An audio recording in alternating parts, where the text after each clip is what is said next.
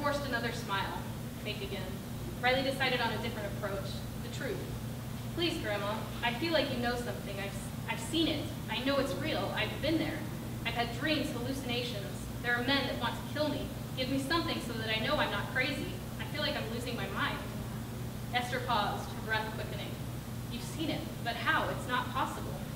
So it is real. Fear and excitement flooded her system. I was there, naked, in that tree. I saw that tree, and a man in armor with a sword of fire. He told me to forget what I saw. He told me to never come back. Esther's free hand flew to her face to stifle the gasp that she was unable to contain. He's right. You must never go there. Life is too dangerous, Riley. Something I fear you will find out too soon. Do not be lured down paths from which you cannot return. Your life is precious too. Don't forget that. You don't have to do this. You don't have to do any of this. It does things to you, things you can't come back from. Esther's eyes pleaded. She looked on the verge of tears. Riley scanned them, looking for an answer, but only felt more confused. Grandma, I don't know what you're talking about. I've just seen things, but I have no clarity. I feel like I should be afraid, but I don't even know what it is I'm supposed to be afraid of. Please, if you know something, tell me. Silence. Hey, are you guys not hungry? Riley's father shouted from the car. I'm about to eat your mother if you don't hurry up. Yeah, sorry, Riley yelled back. We're coming. I'm sorry, dear, Esther sighed. I've already said too much. I don't want this for you. Riley took a deep breath and exhaled.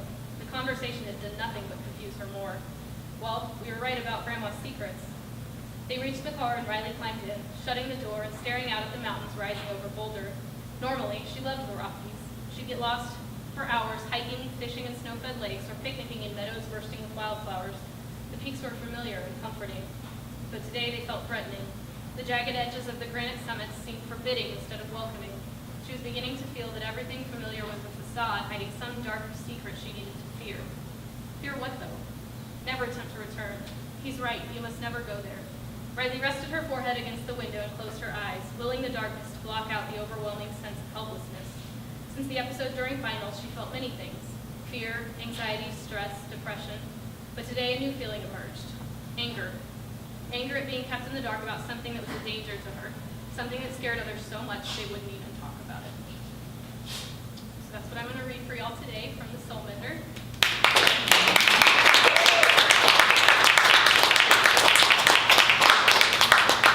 And I know a lot of you have already asked questions on your own time for me. Just some other tidbits about this for those who haven't read it. The Soul Mender I do use a parallel universe to I talked about kind of looking at the duality of man and the good and evil in everybody, and so the thing with my characters is that each character you get to meet their good and their bad side, and that's varying degrees of good and bad, everything from a nice man and a serial killer to a fairly regular girl and her heroin-addicted other half. So, it's kind of fun to get to play with. Bill talked about this was fun to write, and the most fun piece of it to write was just that. We all have that good and evil in each of us, and we think about things, and we have a conscience that keeps us from doing things. But I get to kind of write about the side that lets loose and the side that isn't always the light side of the human body. So this was a really fun book to write. Hopefully it was fun and is fun for you guys to read. Does anybody have any questions? Yes.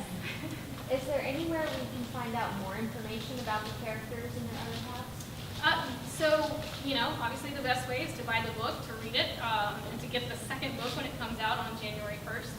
But I write a blog every week, and I kind of vary what I write about. But one of the things I try to throw in there is kind of a character profile. When I write these stories, I keep really in-depth notes on all of these characters, both their good and their bad halves.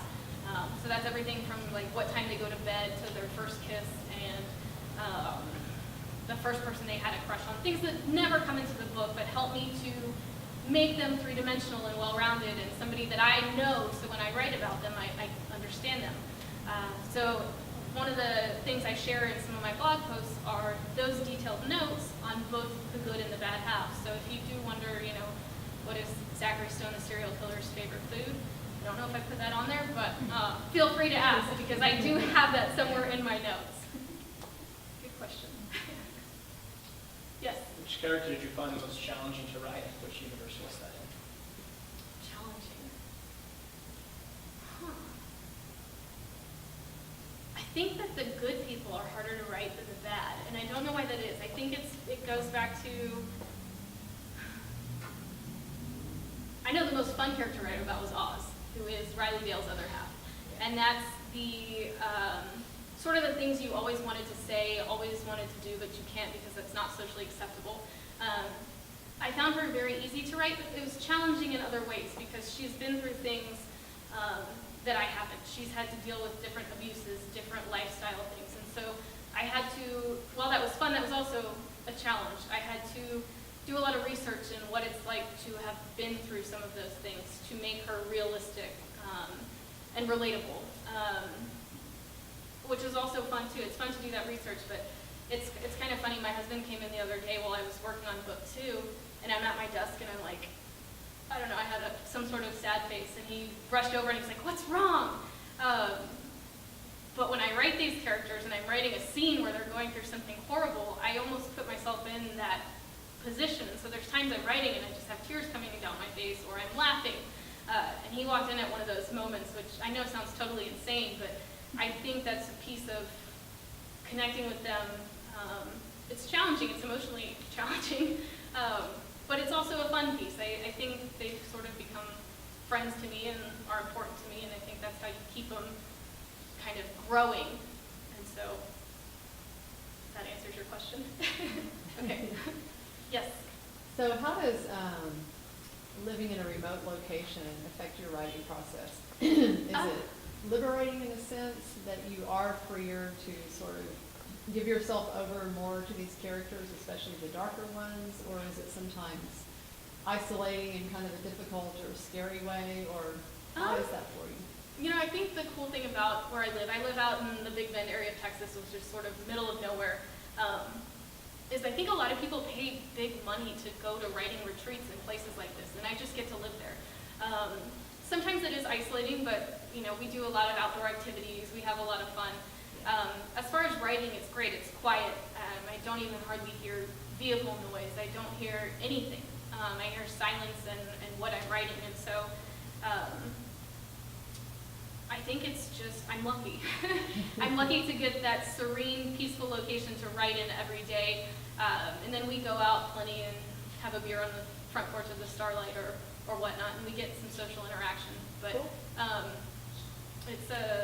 I think I've just been lucky to be able to live in that remote area. I think it really caters to a writing lifestyle. Do you write inside mostly or outdoors or kind of? Inside. Inside. We were just talking about this driving up here. I wish I could write all over the place, but I find I just stare off at things and get lost. You know, if I'm at a cafe, I'm staring at people. If I'm outside, I'm watching like millipedes crawl. But if I'm at, if I'm at my desk, like at 9 o'clock every morning, and I just sit down and write, I'm the most productive. And I've sort of discovered that over the course of 2 books. But I do have a schedule now that I follow, because if I don't, I'm sort of all over the place. Yeah, a lot of writers say that. Yeah, True. yeah. No, some people can be anywhere, writing anything. I've tried it, and I'm probably half as productive, if not less. So. Did your writing and rewriting process change from book 1 to book 2? Absolutely. So my first book, I actually studied wildlife and fisheries in college, so I hadn't done a whole lot of, I read all the time though, and I'd always wanted to write a book. I was in journalism in high school, and I never stopped writing poetry and songs, but the first book was sort of, for lack of a better term, a crapshoot as far as when I sat down to start working.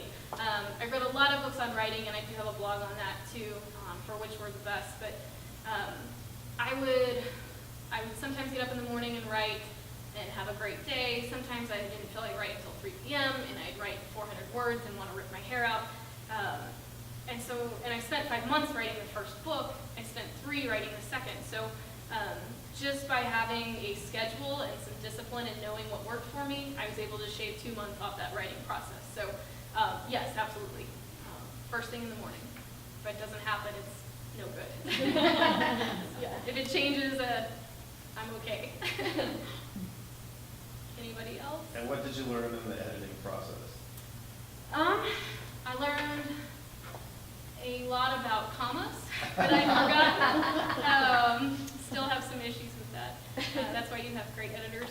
I think, you see when I wrote the first book, I had a lot of some passive tense. I had some telling versus showing. I had things that I had to wade through and get rid of, that when I went into the second one, I was able to take a different mindset.